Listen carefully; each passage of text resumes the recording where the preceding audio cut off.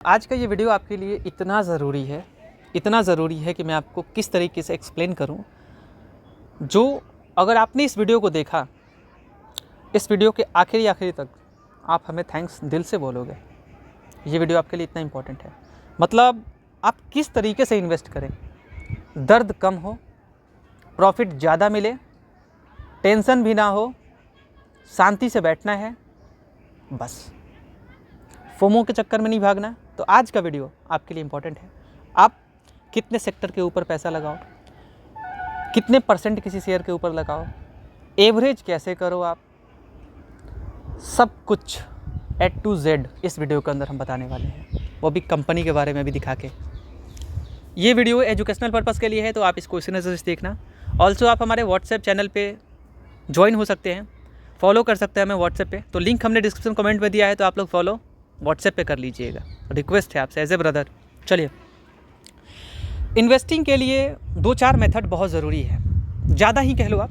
पहला ये कि देखिए, आपको पैसा डालने को कोई भी डाल सकता है, लेकिन रेस के लिए नहीं भागना है आपको।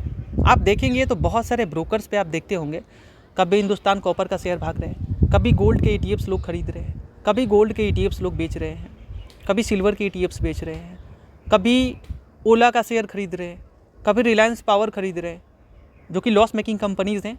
अगेन VI, बहुत सारी कंपनीज़ आपको मिलेंगी जिनका दिन एक टाइम पे चलता है और अपर सर्किट लगाता है। लेकिन आपके मन में ख्याल आता है कि हमारा पोर्टफोलियो तो बढ़ ही नहीं रहा, क्योंकि आपने तो अपने पोर्टफोलियो के अंदर खेला कर रखा है, तो बढ़ेगा कहाँ से।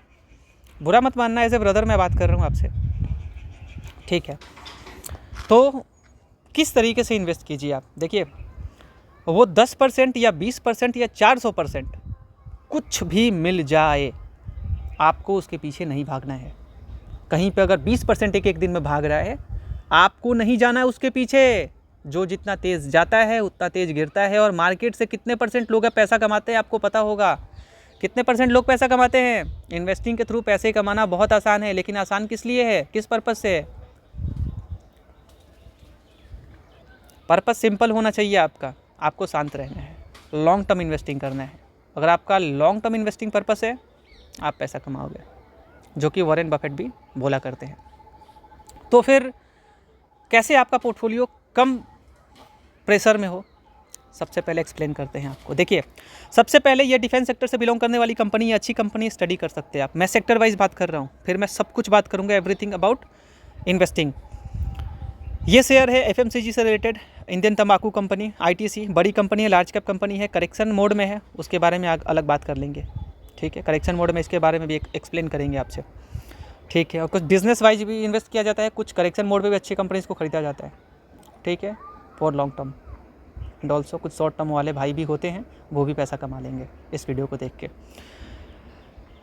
फिर अगेन FMCG, जो कि इनका पेप्सिको का बॉटलर है, ये कंपनी भारत की कंपनी है ये।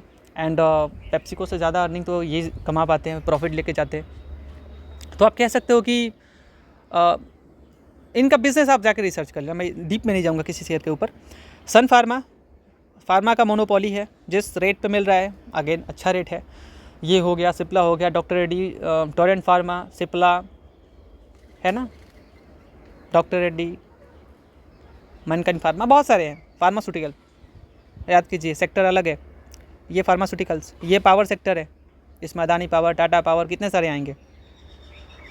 ये टेक्सटाइल सेगमेंट है, जिसमें आप कह सकते हो कि जूडियो, सुन रहे हो, टाटा के अंदर कंपनी आती है, इन्वेस्ट कर सकते हैं। अपोलो हॉस्पिटल, हेल्थ केयर में आप आ जाओ, मोनोपोली है इनका। और मैं इस पर्टिकुलर शेयर की बात नहीं कर रहा हूँ, इंडस्ट्री की बात कर रहा हूँ मैं। बैंकिंग सेक्टर, जिसमें आपका इन्वेस्टमेंट होना चाहिए, नॉट PSU।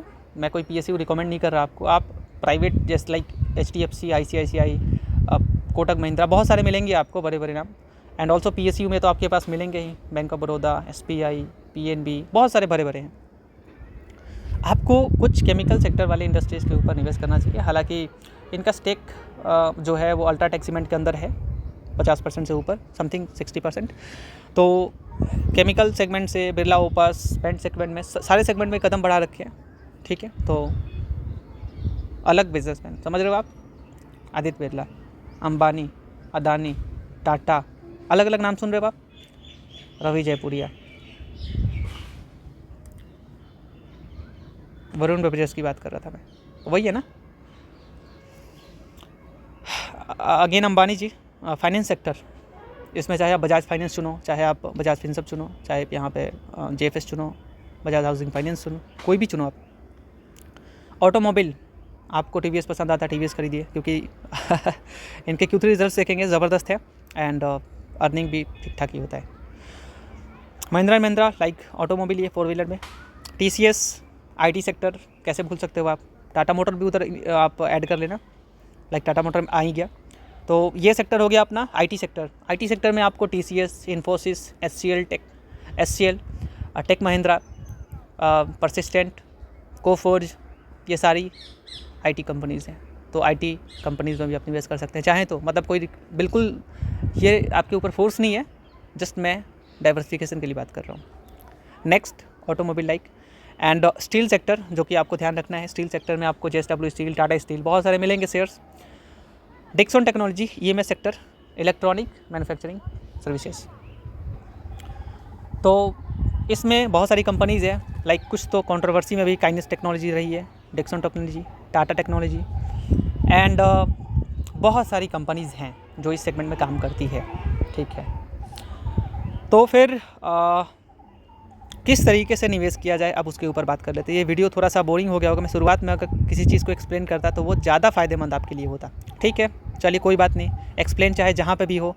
जो लोग रुके हैं मक्खन मलाई तो वहीं खाएंगे। चलिए, बात ऐसा है, आपको शेयर मार्केट में कितना शेयर्स खरीदना चाहिए। सबसे पहले आप अपने पोर्टफोलियो में 10-20 शेयर मत रखो। अगर आप कोशिश करोगे कि मुझे 1 लाख इन्वेस्ट करना है, चलो ठीक है 1 लाख इन्वेस्ट करके छोड़ देते हैं, और अगर आप 10 शेयर के अंदर पैसा डाल के बैठ जाओगे या 20 शेयर के अंदर पैसा डाल के बैठ जाओगे, आप ह्यूज रिस्क ले रहे हो।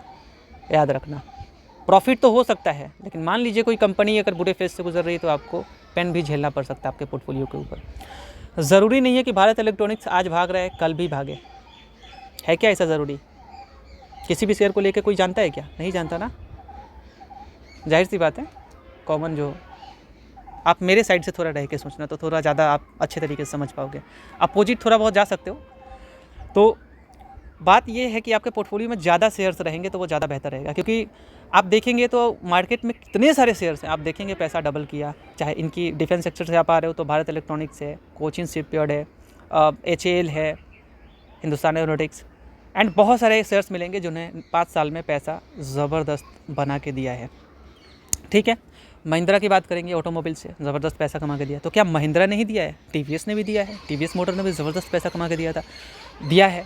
टाटा मोटर की बात करें, उन्होंने भी ज़बरदस्त पैसा कमा के दिया है, हालांकि डीमर्जर उनका हो गया लेकिन पैसा तो ज़बरदस्त कमा के दिया है। तो ऑटोमोबाइल में बहुत सारे शेयर्स हैं। आप IT में आ जाओ, परसिस्टेंट ने तो इतना ज़बरदस्त पैसा कमा के दिया कि आप पूछो ही मत। बहुत सारे ऐसे नाम मिलेंगे आपको जो ज़बरदस्त हर एक सेक्टर से बिलोंग करने वाले पैसा कमा के दिए हैं, लाइक वरुण बेवरेजेस। मैं इधर आ जाता हूँ, इसने भी 5 साल में ज़बरदस्त पैसा कमा के दिया है। जब से लिस्ट हुआ है, मतलब 2016 से, तो ज़बरदस्त 16 गुना पैसे को कर दिया, 17 गुना करेक्शन के बावजूद।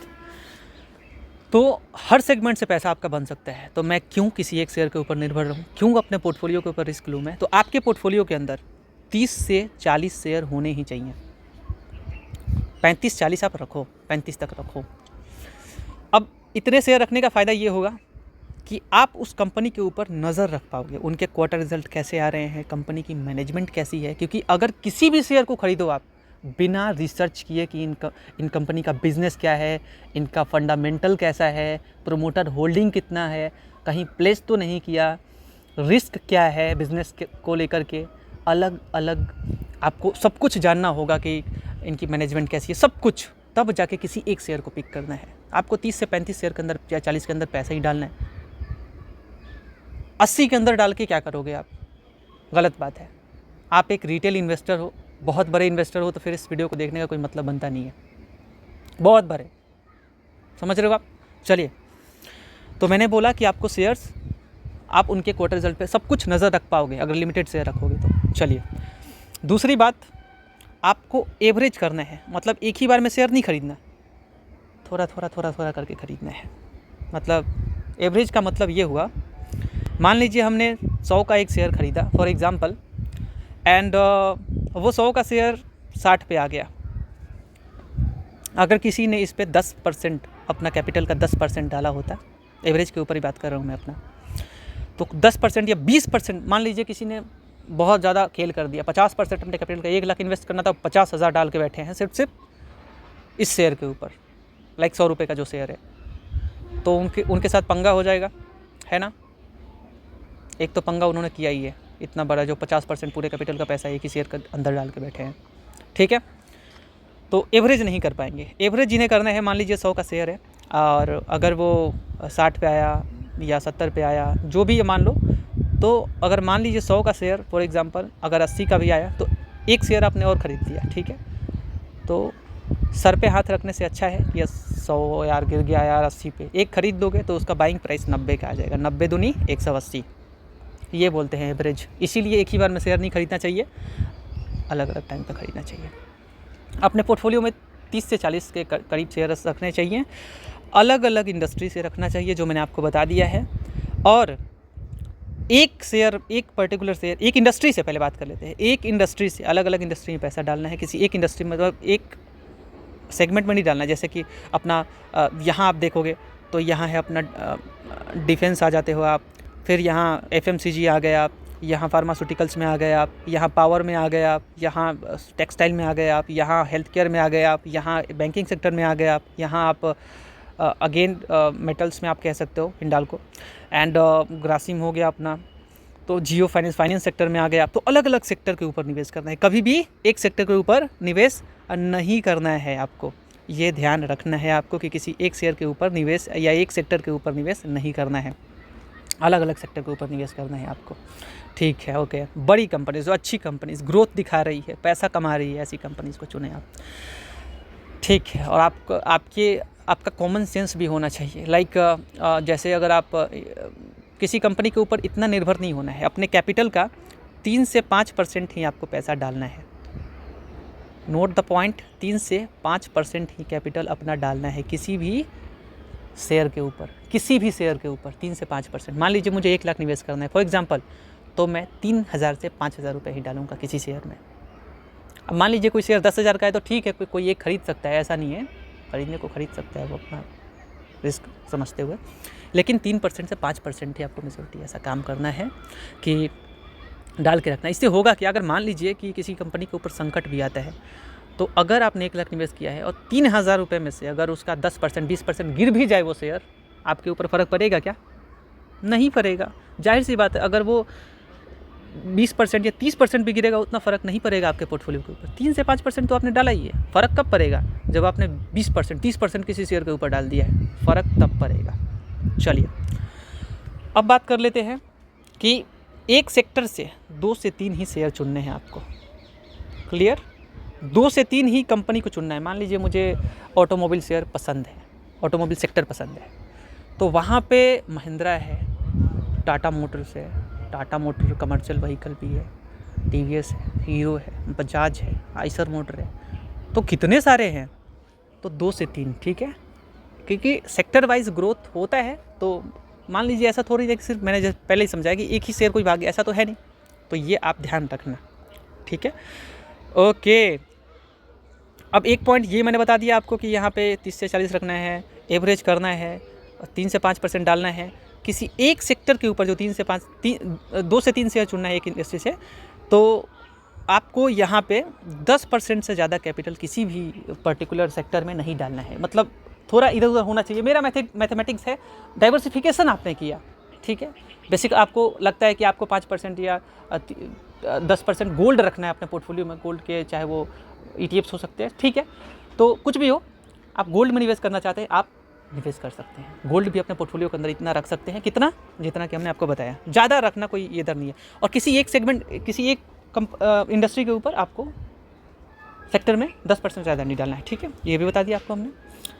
एक चीज़ और ध्यान देना है, अलग अलग बिजनेसमैन के ऊपर। मान लीजिए कि टाटा की बहुत सारी कंपनीज़ हैं, तो सिर्फ टाटा ग्रुप के अंदर ही पैसा डालना, ये भी रिस्क हो सकता है। हम इन्वेस्टर हैं, हमें लालची बनना पड़ता है, पूरी दुनिया लालची है, तो हम लालची क्यों नहीं रहेंगे। स्टॉक मार्केट के अंदर इमोशन नहीं चलता, यहाँ पे आपको लालच करना पड़ता है। लालच का मतलब भाई हमें रिस्क नहीं लेना है, हमें लॉन्ग टर्म के लिए बनना है। अगर आपने इतना तैयारी किया है तो लंबे समय में पैसा कमाने से कोई नहीं रोक सकता। अगर डेली ये ग्रुप पे आप देखोगे कि या फिर किसी भी ब्रोकर पे आप देखते हो कि शेयर्स ये खरीद रहे हैं लोग, कभी हिंदुस्तान कॉपर का क्रेज चल रहा है, कभी किसी का क्रेज चल रहा है, कभी गोल्ड का ETFs का क्रेज चल रहा है, तो आप अगर उस रेस में शामिल होगे तो पैसा कमाने वाले हैं कितने आपको पता ही है। लॉन्ग टर्म में पैसा बनता है ये तो सभी जानते हैं, लेकिन अगर आपने पैनिक आपके पोर्टफोलियो में होता है ना, तभी आप इधर उधर जाने की सोचते हो और डेली आप पोर्टफोलियो देखते हो। डेली पोर्टफोलियो देखना अच्छी बात नहीं है, पोर्टफोलियो को डेली मत निहारो आप, लंबे समय के लिए देखा करो। ज़रूरी नहीं कि डेली देखो आप, ठीक है, ये भी क्लियर है। तुरंत देखो और तुरंत हटा दो, बार बार देखने वाली बात अच्छी नहीं है। ये एक प्रो टिप है आपके लिए, ठीक है। तो ये बात किया आपसे हमने कि किसी एक, जैसे अदानी जी हो गए, अंबानी जी हो गए, टाटा, बिरला, बहुत सारे हैं ना, तो अलग अलग जो मालिक है, हर कंपनी का अलग मालिक है। आप देखोगे तो यहाँ पे महिंद्रा एंड महिंद्रा, आनंद महिंद्रा है, यहाँ पे आप आते हैं तो यहाँ पे टाटा, यहाँ पे आते हैं तो यहाँ आपको डिक्सन टेक्नोलॉजी के अलग मालिक है, हिंडाल्को के अलग है। तो अलग अलग अगर आप जाओगे तो ये सही रहेगा। एक प्रो टिप और, बैंकिंग सेक्टर में आप कहीं पे भी आप जा, कहीं पे भी देखो आप, तो सिर्फ PSU शेयर्स को मत खरीदना है। सिर्फ PSU शेयर खरीदना ये भी एक रिस्क रहता है, क्योंकि देखेंगे तो और ज़्यादा जो डिविडेंड दे रही है कंपनी, इस कंपनी से भी थोड़ा दूर रहना चाहिए। अगर सब कुछ बेहतर दिख रहा है उस कंपनी के अंदर तो फिर आप जा सकते हैं, कोई प्रॉब्लम नहीं लगेगी, ठीक है। कुछ कुछ कंपनीज अच्छी लगती हैं, तो सरकारी में भी सोच समझ के, ठीक है, कितना PSU रखना है आपको, ये भी सोच समझ के आपको इन्वेस्ट करना है, ठीक है। ये हो गया एक प्रो टिप आपके लिए, ठीक है। और एक बात मैं आपसे बता दूं, वो तो बताया कि जो अलग अलग मालिकाना होते हैं उनके ऊपर निवेश करना चाहिए, उसके बाद PSU को ज़्यादा नहीं रखना चाहिए, ये भी एक हो गया अपना।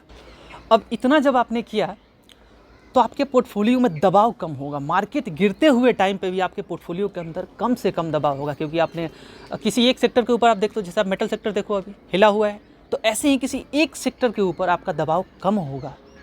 आप अगर डाइवर्सिफाई करोगे अलग अलग सेक्टर में, क्योंकि ग्रोथ तो सभी जगह पे होगा ना, हुआ है, तो वही बात है कि यहाँ पे आपके पास दबाव कम होगा, पोर्टफोलियो कम दबेगा और एकदम बढ़िया अच्छे तरीके से आपकी प्रॉफिट बढ़ेगी, ठीक है। और कंपनी के अपने क्वार्टर रिजल्ट देखने चाहिए, कंपनी किस तरीके से परफॉर्म करिए। कसम तो हमने खाया नहीं है कि किसी भी कंपनी को हम 20 साल के लिए रख लेंगे, कसम तो खाना नहीं है, ठीक है। 3 से 5 साल, ठीक है, 3 से 5 साल कम से कम, ये कोशिश करना है कि 3 से 5 साल किसी भी कंपनी को देना है, तभी आप पैसा कमा पाओगे। क्योंकि शेयर का दिन होता है कि भाई आपके कहने से कि मुझे 1 साल में यहाँ पे रिटर्न मिल गया, फॉर एग्जांपल मुझे 1 साल में यहाँ इतना रिटर्न मिल गया, और कोई शेयर है कि 10% आपका पोर्टफोलियो में करेक्शन मोड में है, 10% नीचे ही है, फिर आप पैनिक हो जाते हो। नहीं, ऐसा नहीं करना है आपको। कोई शेयर, हर शेयर का एक अपना दिन होता है, वो पर्टिकुलर एक टाइम पे भागते हैं, ठीक है। तो उस रेस में आपको शामिल नहीं होना। आपने अगर अच्छे ढंग से इन्वेस्ट किया तो घबराइए मत, आपका शेयर भागेगा, 2-3 साल उसे दीजिए, बिज़नेस देखिए, सब कुछ बढ़िया दिख रहा है तो देखिए आप। और अगर गिरावट होता है, जैसे अच्छी कंपनीज, किसी का नज़रिया जो होता है वो ठीक है, एवरेज तो करना ही करना है, पूरा पैसा नहीं डालना है एक ही बार में, 3% से 5% भी एक ही बार में नहीं डालना है, अलग अलग शेयर्स को ले लो, आप आराम से रहो, ठीक है। एक बात और, अब मान लीजिए कि अच्छी कंपनी मुझे दिख रही है, गिरने का मतलब ये थोड़ी ना है कि कंपनी ख़त्म हो गया। जो 8200 का शेयर है, ये आज ट्रेड कर रहे हैं, आप कह सकते हो 3700 पे, तो अगर 3700 पे ये है तो ये कंपनी ख़त्म नहीं। ग्रोथ को लेकर के कंसर्न है, तो जिन्होंने मलाई खाना था, यहाँ तक मलाई खा के ग्रोथ कम देखते हुए उन्होंने मलाई मतलब खा के निकल गए, सिंपल बात है। तो ऐसा नहीं है कि बिल्कुल कंपनी पैसा कमा के देने ही वाली नहीं है आगे, ये आपके लिए एक सही वैल्यूएशन पे कंपनी मिल रही है, जिसका नाम है ट्रेंट, ठीक है। कंपनीज़ के ऊपर भी हम बात करते हैं हमेशा, तो गिरावट पे अच्छी कंपनीज़ को बाई करो वैल्यूएशन देख के, हाई वैल्यूएशन के शेयर्स को अवॉइड करो आप। जो वैल्यूएशन अच्छा दिख रहा है, कंपनी का बिजनेस अच्छा दिख रहा है, इन्वेस्ट करो आप। जैसे डिक्सन के अंदर आप देखेंगे फ़िलहाल तो वहाँ गिरावट हुआ है, तो मैनेजमेंट ने क्या बोला है, मैनेजमेंट ने ये बोला है कि हम यहाँ पे भाई 1 लाख करोड़ का रेवेन्यू जनरेट कर लेंगे 2-3 साल में, 3 से 4 साल में। तो फिर ये तो अच्छी बात है, वहाँ अगर रेवेन्यू कमाएंगे तो पैसा तो आपको मिलेगा ही मिलेगा। अगर बिज़नेस अच्छा चलेगा, रेवेन्यू बढ़ेगा, तो उम्मीद बताया उन्होंने, तो पैसा कमा के देना। ऐसा तो है नहीं कि करेक्शन मोड आ गया तो बस कंपनी ख़त्म भाई, ऐसा तो है नहीं। 18,000 से 10,000 पे आ गया था, नीचे भी चला गया था। तो ये बात है, मैंने आपको समझाया कि गिरावट पे अच्छी कंपनीज़ को ज़रूर आप बाइंग कर सकते हैं, ठीक है। ओके, ये बात भी मैंने बता दिया, एक प्रो टिप आपके लिए। लाइक यहाँ अगर आप देखेंगे तो देखिए अभी अगर देखा जाए तो TCS तो गिरा हुआ, IT सेक्टर से बढ़िया कंपनी है। टाटा मोटर पैसेंजर व्हीकल भी गिरा हुआ, पता नहीं बिजनेस कब तक सुधरेगा। पूरा भी डाल के नहीं बैठना किसी शेयर के ऊपर, ध्यान रखना आप। चलिए अब बात कर लेते हैं, मैं किसके ऊपर बात करने वाला था, वेट, जियो फाइनेंस में मान लीजिए कि ये शेयर बहुत गिरा हुआ है। तो एक लिमिटेड आप देख सकते हो, जैसे कि आप देखो तो ये अपना इतिहास दोहरा रहा है। जनवरी के टाइम पे भी ये गिरा हुआ था, गिरते गिरते मतलब आप 300 से देखेंगे, 338 से गिरते गिरते ये जनवरी के टाइम से आप देखेंगे तो यहाँ पे 207 पे आ गया था। फिर ये जनवरी के टाइम से गिरना स्टार्ट किया है, देखो आप, और ये फिर अपने इतिहास को दोहरा रहा है। जैसे 30 जन को देखेंगे 254 का था, यहाँ पे भी देखेंगे तो 244 का। तो बिल्कुल एकदम उस इतिहास को दोहरा रहा है। और वहाँ से फिर ऊपर गया था ये 321 पे। तो डिप पे मतलब ये नहीं करना है कि एवरेज के चक्कर में या खरीदने के चक्कर में किसी शेयर को भर लेना है वही शेयर। 3 से 5% वाला अपना रेशियो याद रखना है, क्योंकि आप एक लॉन्ग टर्म इन्वेस्टर हो, ठीक है। तो ये फ़र्क नहीं पड़ना चाहिए कि एवरेज करते करते मैं 30% डाल दूँ पूरा पैसा इसके अंदर, ये तो गलत बात हो जाएगा, ठीक है। इसीलिए बता दिया मैंने आपको। तो गिरे हुए कंपनीज़ को ज़रूर खरीद सकते हैं आप। एक है जो FMCG से है, मैं दिखाता हूँ, फार्मा, सन फार्मा। ये भी इसमें फार्मास्यूटिकल्स में बहुत सारी कंपनीज है, तो ये भी गिरा हुआ है। आप देखेंगे तो 1800 2000 का समथिंग का ये शेयर है, और ये लगभग आके 1595 पे है। तो ये बाइंग अपॉर्चुनिटी होता है, तो ऐसे ही आप बाइंग ज़रूर करें, गिरावट पे बाइंग करें जो अच्छी कंपनीज होती हैं, ध्यान रखें आप। प्रो टिप है आपके लिए ये। तो हाई पे हर शेयर्स को खरीदना अवॉइड करें आप। बिजनेस अच्छा चल रहा है ना, देखिए अगर फोमो में कोई शेयर भाग रहा है अवॉइड, अगर बिजनेस वाइज वो शेयर भाग रहे हैं तो आप खरीद सकते हैं, या तो करेक्शन मोड का इंतजार कर सकते हो, क्योंकि भागते हुए अच्छे रिजल्ट के बावजूद भी शेयर्स ऊपर नीचे होते रहते हैं, उसका भी आप इंतजार कर सकते हो। तो फोमो के चक्कर में किसी चीज़ को ना खरीदें, ठीक है। जैसे आप ITC को देखेंगे, ये भी शेयर बहुत गिरा हुआ है। जैसे देखिए एक प्रिडिक्शन भी होता है फ्यूचर को लेकर के, जैसे आप देखते हैं आजकल के जैसे लोगों के रहन सहन आप कह सकते हो, और जिस तरीके के लोगों का खान पान है, और बहुत सारी चीज़ें हैं। और उम्र आप देखोगे तो उम्र से लोगों का तबीयत थोड़ा डैमेज होने लगता है, भगवान न करे इसे क्या हो। लेकिन यहाँ पे इसीलिए बोलते हैं कि फार्मास्यूटिकल्स कंपनीज़ या हेल्थ केयर, जैसे Apollo hospital, max health care, ये है ना, तो फोर्टिस भी है। तो इंडिया के अपोलो और मैक्स हेल्थ केयर है, ठीक है, वो दूसरे इसके फोर्टिस। तो यहाँ मैं आपको बता दूँ कि इनका मोनोपोली कभी भी रहेगा हेल्थ केयर सेक्टर या इधर। तो फ्यूचर में बहुत ज़्यादा इनका स्कोप है। जब देखोगे भाई अब क्या हुआ, अब तो ये पैसा कमा नहीं पाएंगे, रिटर्न तो इन्होंने पहले से दिया है भाई। आप देखेंगे फार्मास्यूटिकल्स कंपनीज़ को रिटर्न इन्होंने बहुत पहले से दिया है, मतलब आप देखेंगे तो। और अभी जिस तरीके से आप देखेंगे, ये देखो आप देते ही आ रहे बहुत पहले से ही। और अभी जिस तरीके से मरीज बढ़ेंगे, जितना जनसंख्या है, भगवान न करे किसी को कुछ हो, मैं अगेन आई रिपीट, तो अभी जिस तरीके से जनसंख्या, आप खुद सोचो कितना इनका दाम बढ़ने वाला है, इनकम इनका होने वाला है। तो इस सेगमेंट को भी ध्यान में रखो आप ज़रूर, ठीक है। ITC आप देखेंगे, ये इंडियन तंबाकू कंपनी है। मैं FMCG में सिर्फ ऐसे बहुत सारे कंपनीज आपको मिलेंगे जो अल्कोहल या फिर समझ रहे हो आप। तो इन सब चीज़ों पे सरकार तो शिकंजा कस नहीं सकती, शायद कसने वाली जगह पे सरकार कसती भी है, बट पूरे तरीके से पूरे देश से ही ख़त्म करना ये थोड़ा मुश्किल बहुत ज़्यादा हो जाता है, क्योंकि लोग पब्लिक मानते नहीं है।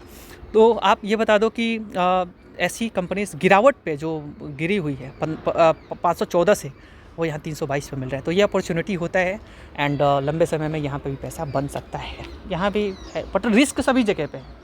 किसी भी कंपनी के ऊपर रिस्क हो सकता है, चाहे वो हेल्थ केयर से हो, चाहे वो फार्मा, किसी भी कंपनी के ऊपर रिस्क हो सकता है। इसीलिए डाइवर्सिफिकेशन ज़रूरी है, किसी एक बिजनेस के ऊपर या एक कंपनी के ऊपर नहीं निर्भर रहना है। बस इतना ही है, मैंने जो बताना था बता दिया। कुछ पॉइंट छूटा है तो मैं कभी और ज़िंदगी में कवर कर दूंगा, लिख के रख लूँगा, फिर वीडियो बना दूंगा। ऐसे वीडियो बनाना शायद अच्छा नहीं होगा। और फिर जब इतना कुछ आपने अगर फॉलो किया तो अगला वॉरेन बफेट आप बन सकते हैं। और वॉरेन बफेट आप बने या ना बने, ये कहना शायद अच्छा नहीं होगा, बट फाइनेंशियली आपको प्रॉब्लम नहीं होगा और पेन आपके पोर्टफोलियो में नहीं होगा। रेस में मत भागना, किसी भी सोशल मीडिया के बहकावे में मत आना। लोग ये बोलेंगे इस शेयर को खरीद लो, उस शेयर को खरीद लो, नहीं। स्टडी करना है, फंडामेंटल कैसे चेक करें ये सब देखो आप, और किसी भी कंपनी को जांचो, परखो, फिर किसी एक शेयर को सेलेक्ट करो। इतना ही प्रो टिप के साथ मैं इस वीडियो का आखिरी पल साझा कर रहा हूँ। तो समापन करते हैं यहीं पे। Thank you so much for watching this video, and WhatsApp जरूर ज्वाइन कीजिएगा, फॉलो कर लीजिएगा। बहुत बहुत शुक्रिया।